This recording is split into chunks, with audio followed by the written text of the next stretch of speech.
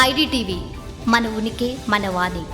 Hi, మనందరికీ తెలిసిన ఒక అద్భుత శాస్త్రవేత్త కథ స్టీఫెన్ హాకింగ్. ఎంతోమంది చదువుకొని విని ఉంటారు, చూసుంటారు, లేకపోతే ఆయన రాసిన పుస్తకాలు కూడా చదివే ఉంటారు, ఆయన కథలు వినే ఉంటారు. మనం అందరం కూడా స్టీఫెన్ హాకింగ్ని ఒక ఇన్స్పిరేషన్గా తీసుకుంటాం. ఎందుకంటే ఆయన జీవించగలిగినంత కాలం ఆయన జీవించగలిగాడు. అది కూడా ఏ అవయవాలు పని చేయకుండా, మాట్లాడలేరు, స్వయంగా తినలేరు, స్వయంగా మాట్లాడలేరు. కేవలం ఆయన శరీరానికి అమర్చిన ఒక కంప్యూటర్ చిప్ అండ్ సిస్టమ్ ఆధారంగా మాత్రమే ఆయన బ్రెయిన్లో ఉన్నటువంటి భావాలను, ఆలోచనలను సిస్టమ్ రూపైన స్క్రీన్ ప్రెజెన్స్ ద్వారానే చెప్పగలిగారు ప్రపంచానికి.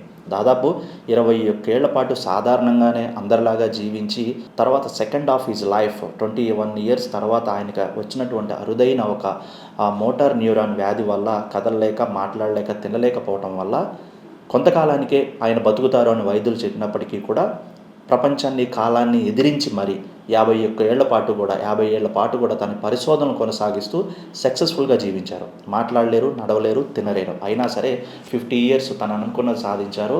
ప్రపంచానికి ఒక ఇన్స్పిరేషన్. ఆయన రాసినటువంటి పుస్తకాలు కానివ్వండి, ఆయన చేసిన పరిశోధనలు కానివ్వండి, ఇప్పటికీ కూడా ఆయనలాగా ఉన్నవాళ్ళు, ఆయనలాగా కావాలనుకున్న వాళ్ళు ఎంతోమంది ఆయన ఫాలో అవుతూనే ఉంటారనమాట. ఆల్బర్ట్ ఐన్స్టీన్ తర్వాత అంత గొప్ప శాస్త్రవేత్త ఎవరైనా ఉన్నారంటే మాత్రం మనం స్టీఫెన్ హాకింగ్ స్టోరీని కనుక ఇప్పుడున్నటువంటి ఆధునికరంగా వస్తున్నటువంటి శాస్త్రవేత్తలు కానివ్వండి, యూత్ ఇప్పుడున్న జనరేషన్ ఇన్స్పైరింగ్గా తీసుకుంటారు. ఎందుకంటే ఏ అవయవాలు పనిచేయకపోయినా ఓన్లీ తన బ్రెయిన్లో ఆలోచనలతోనే అంతకాలం జీవించారు, ఎన్నో అద్భుతాలు చేశారనమాట. సో ఇప్పుడు ఈ కథ అంతా ఎందుకు చెప్తున్నానంటే, ఇటువంటి ఆ రోజుల్లో ఆయన కేవలం ఒక వీల్ చైర్కి మాత్రమే పరిమితమై ఒక కంప్యూటర్తో అనుసంధానించబడి, అంటే ఆయన చెప్పాలనుకున్నది, ఏం చేయాలనుకున్నారో, ఏం చేద్దాం అనుకుంటున్నారో ఓన్లీ కూడా ఒక సిస్టమ్తో కనెక్ట్ అయిన బ్రెయిన్. ఆయన బ్రెయిన్ని ఒక సిస్టమ్కి కనెక్ట్ చేశారు. దాంతోనే సిగ్నల్స్ త్రూ ఆయన ఏదైనా చేయాల్సేవారు, ఏదైనా చెప్పాలనుకునేవారు. అంతవరకు కూడా ఇటువంటి ఒక టెక్నాలజీ అనేది ఉంటుందా అనేది ప్రపంచానికి పరిచయం చేశారనమాట. అంటే మనిషి నడవలేకపోయినా, మాట్లాడలేకపోయినా, సరిగా తినలేరు, స్వయంగా తినలేరు.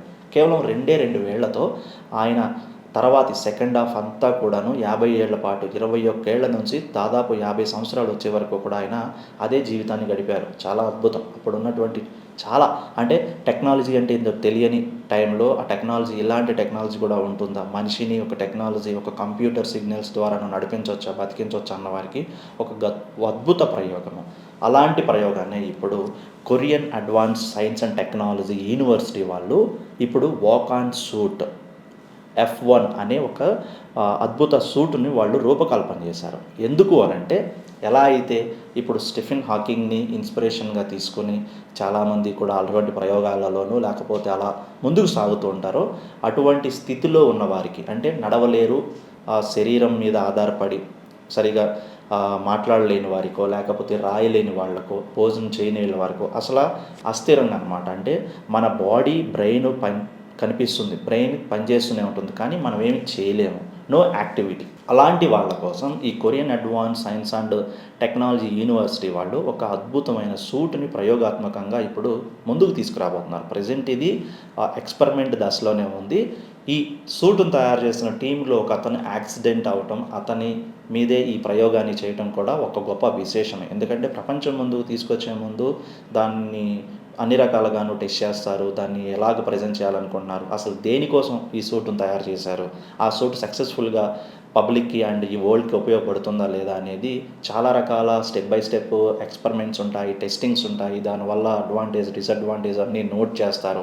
సో ఇప్పుడు ఇటువంటి సూట్ని కనుగొన్నారు. చాలా అద్భుతమైన సూట్. ఎందుకనంటే రాబోయే రోజుల్లో మనిషి కదలలేకపోయినా, మాట్లాడలేకపోయినా, ఆఖరికి తను ఏం చెప్పాలనుకుంటున్నాడో ప్రతిదీ కూడా ఈ సూటు నుంచి వచ్చే సిగ్నల్ సిస్టమ్స్ ద్వారా ఏదైతే ఉందో అది ప్రపంచానికి చెప్పచ్చు. స్క్రీన్ మీద తను మాట్లాడాలనుకున్నది స్క్రీన్ మీద మాట్లాడచ్చు. అవతల వాళ్ళు మాట్లాడింది కూడా ఆ సూటు తీసుకొని మళ్ళీ అతని బ్రెయిన్కి అందించేలాగా, అర్థమయ్యేలాగా చేస్తుంది. సో అన్ని రకాలుగా అన్నమాటను మన బాడీలో ఏ పార్ట్ పని చేయకపోయినా, నడవలేకపోయినా, మనం మాట్లాడలేకపోయినా, కాళ్ళు చేతులు కదిలించలేకపోయినా సరే ఆటోమేటిక్గా అనమాట. అంటే మనం కొన్ని సినిమాలు చూస్తుంటాం, హాలీవుడ్లో సినిమాలు, ఐరన్ మ్యాన్ లేకపోతే కనుక కొన్ని సూట్స్ ఆటోమేటిక్గా వచ్చి వాళ్ళ బాడీకి ఎనలేని ఎనర్జీ ఇస్తూ ఉంటాయి, అంతులేని ఎనర్జీని. అలాగే సూట్ ఆపరేట్ చేసే విధంగా హ్యూమన్ కదులుతూ ఉంటాడు. సేమ్ యాజ్ ఇట్ ఈస్గా అలాంటి సూట్నే తయారు చేసింది ఈ కొరియన్ యూనివర్సిటీ. ఆటోమేటిక్గా బాడీకి వచ్చి అటాచ్ అవ్వటం, మన లెగ్స్, హ్యాండ్స్, తర్వాత హెడ్ నుంచి కింద లెగ్స్ నుంచి పైన హెడ్ వరకు కూడా ఎవ్రీ పార్ట్కి అటాచ్ చేయబడి ఉంటుంది. మన బాడీలో సిగ్నల్స్ని రీడ్ చేసి మనకి ఏం కావాలి, మనం ఏం చేయాలనుకున్నాం, ఏం చెప్పాలనుకుంటున్నాం, నడవాలా లేకపోతే మూమెంట్స్ ఇవ్వాలా, హ్యాండ్స్ కదలటం, లెగ్స్ కదలటం, మనం మాట్లాడాలనుకున్నది కూడా సిగ్నల్స్ త్రూని సిస్టమ్ మీద, స్క్రీన్ మీద చూపించడం. అంతేకాదు ఈ సూట్లో ఇంకొక గొప్ప విశేషం ఏంటి అని అంటే, ఈ సూట్కి ముందున ఒక లెన్స్ కెమెరాస్ అమర్చారు. అంటే మనిషి ముందున్నటువంటి టాస్క్ని సక్సెస్ఫుల్గా కంప్లీట్ చేయడం. స్టెప్స్ వచ్చాయి, ఈ మనిషి స్టెప్ దిగాలనుకుంటున్నాడు, ఆటోమేటిక్గా అదే సిస్టమే అర్థం చేసుకొని 360 డిగ్రీస్ యాంగిల్స్లో కూడా మనం ఎలా అయితే మన అవయవాలతో రోజువారీ లైఫ్ని రన్ చేస్తూ ఉంటామో అలాగే కదలలేక, మనం అచ్చమైన తెలుగులో చెప్పాలి అంటే పక్షవాతం వచ్చిన వారు కొన్ని అవయవాలను కోల్పోయి కదలలేని పరిస్థితుల్లో ఉంటారు. పూర్తి పక్షవాతం వచ్చిన వాళ్ళు మంచానికి పరిమితమైన వాళ్ళు కూడా ఉన్నారు. బ్రెయిన్ డెడ్ అయిన వాళ్ళు ఉన్నారు. అంటే చెప్పింది అర్థం కాదు, తిరిగి మాట్లాడాలనుకున్నా మాట్లాడలేరు. ఇలా రకరకాల ఈ సిస్టమ్స్లో చాలా స్టేజెస్ ఉన్నాయి. తాజాగా మన హెలన్ మస్క్ కూడా మన బ్రెయిన్లో ఈ న్యూరాన్ చిప్స్, న్యూమరల్ చిప్స్ ప్రయోగాన్ని కూడా చేపట్టాడు. అంటే మనిషి బ్రెయిన్లో ఒక చిప్ పెడితే చాలు, మనిషి ఏం మాట్లాడాలనుకున్నాడు, ఏం ఆలోచిస్తున్నాడు, ఏం చెప్పాలనుకుంటున్నాడు, మనం చెప్పిన తర్వాత కూడా మనిషి ఏ రకంగా రియాక్ట్ అవుతున్నాడు. చాలామంది ఇప్పుడు ఎదుటి వ్యక్తి చెప్పిన తర్వాత తమ డెసిషన్స్ని, అభిప్రాయాన్ని మనసులోనే ఉంచుకుంటాం, మనసులోనే ఆలోచిస్తాం, మన బ్రెయిన్లో రన్ అవుతుంటాయి, అవతల వ్యక్తులకు తెలియదు.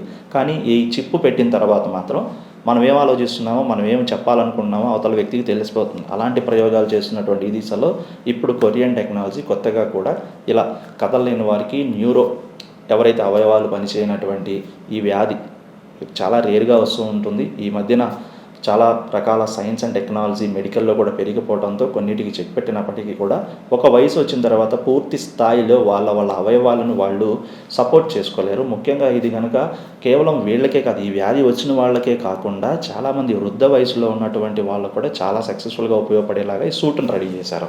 అయితే తొలి దశలో స్టార్టింగ్లో ఈ సూటు తయారు చేయడానికి అయిన ఖరీదు కానివ్వండి, సూటు ధరించడానికి ఉన్న ఫెసిలిటీస్ కానివ్వండి, చాలా బరువుతో, చాలా ఖర్చుతో కూడుకున్నది.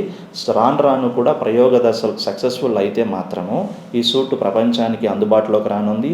నడవలేని వారి కోసం, మాట్లాడలేని కోసం, అసలు శరీరం పనిచేయని వాళ్ళ కోసము ఈ సూటు మళ్ళీ సెకండ్ లైఫ్ని ఇవ్వబోతోంది. అంత అద్భుతమైన సూటు త్వరలోనే ప్రపంచం ముందుకు రావాలంటూ కోరుకుందాం. ప్రస్తుతం అయితే అది ఎక్స్పెరిమెంట్ దశలోనే ఉంది.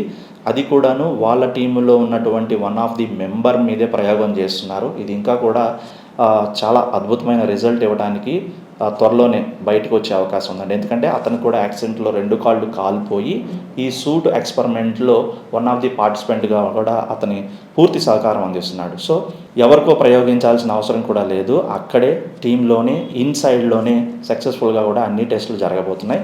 సో ఇటువంటి అద్భుతమైన సూట్ ప్రపంచం ముందుకు కొరియన్ యూనివర్సిటీ తీసుకొస్తున్నందుకు ఫస్ట్ వాళ్ళకి థ్యాంక్స్. అలాగే ఇది సక్సెస్ఫుల్గా అన్ని స్టెప్స్ అండ్ అన్ని ఏవైతే ప్రాసెసెస్ ఉంటాయో, అంటే ఒక్కొక్క స్టేజ్లో ఒక్కొక్క స్టెప్స్ ఉంటాయో అన్నీ పాస్ అయ్యి ప్రపంచం ముందుకు రావాలని కోరుకుందాం.